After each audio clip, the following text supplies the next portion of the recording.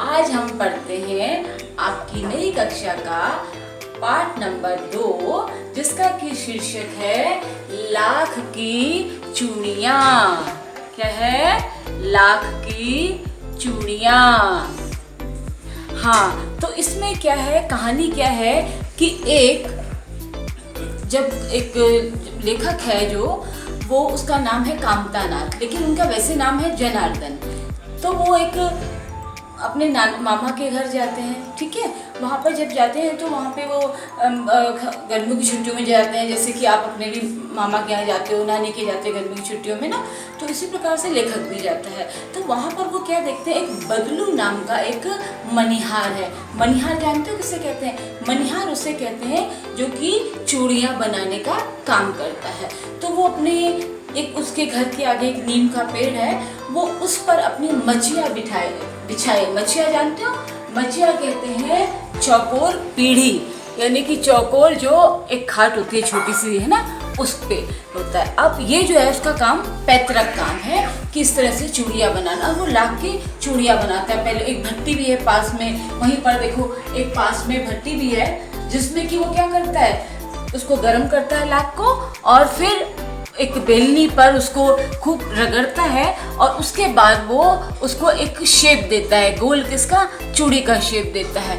और इस प्रकार से उसकी जो बनाई हुई जो चूड़ियाँ हैं वो हर जगह बहुत प्रसिद्ध हैं। लेकिन जो जनार्दन है वो उनको, क्योंकि अपने मामा के घर जाता है, वो उनको वैसे तो उस मामू कहना चाहिए, लेकिन वो उनको मामा नहीं कहता है, वो उनको कहता है काका। और वो उनको पसंद क्यों करता है पता है?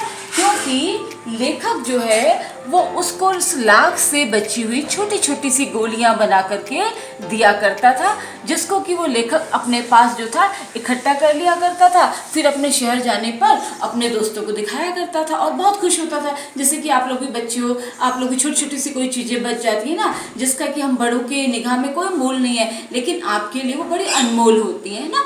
तो इसी प्रकार से अच्छा, अब क्या था कि इधर कुछ बहुत सारे उसमें उसकी चूड़ियाँ जो थी वो बहुत फेमस थी। अब इसके बदले वो क्या करता था, पैसे नहीं लेता था, वो किसी को भी अपनी चूड़ियाँ देता था। कभी शादी ब्याह होती थी, बड़े बड़े लोग आसपास के गाँव से भी लेने के लिए आया करते थे। इसके बदले वो पैसे नहीं लेता था, वो किया करता था वस्तु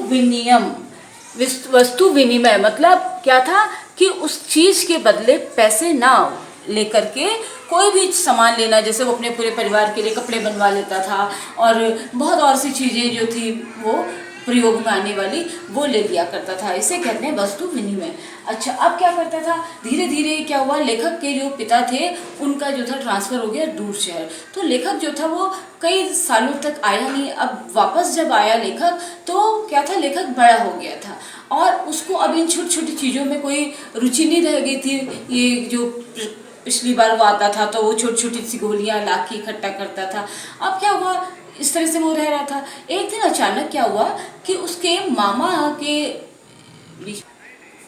तो अपने मामा के घर आता है। वहाँ क्या होता है, उसकी जो मामा की बेटी होती है वो गिर जाती है और उसके हाथ में जो पहनी हुई चूड़ियाँ थी उससे उसको चोट लग जाती है। उसको मरहम पट्टी करता है, लेकिन तब अचानक उसको जो था वो बदलू का ध्यान आता है, बदलू काका का। वो वहाँ जाता है, और क्यों ध्यान आता है उसे, आता है बचपन में वहाँ जाया करता था तो बहुत सारे आम वाम खिलाते थे, और गाय पाल रखी थी उसकी, मलाई भी रखते थे, खिलाते थे। वो वहाँ जाता है, देखता है कि बदलू काका एक बाहर वैसी खाट पे लेटे हैं, लेकिन वहाँ ना भट्टी है ना कुछ है। तो वो खांस रहे, तो वो उनसे पूछता है आप कैसे हैं, कि आपने मुझे पहचाना? वो कहते हैं नहीं।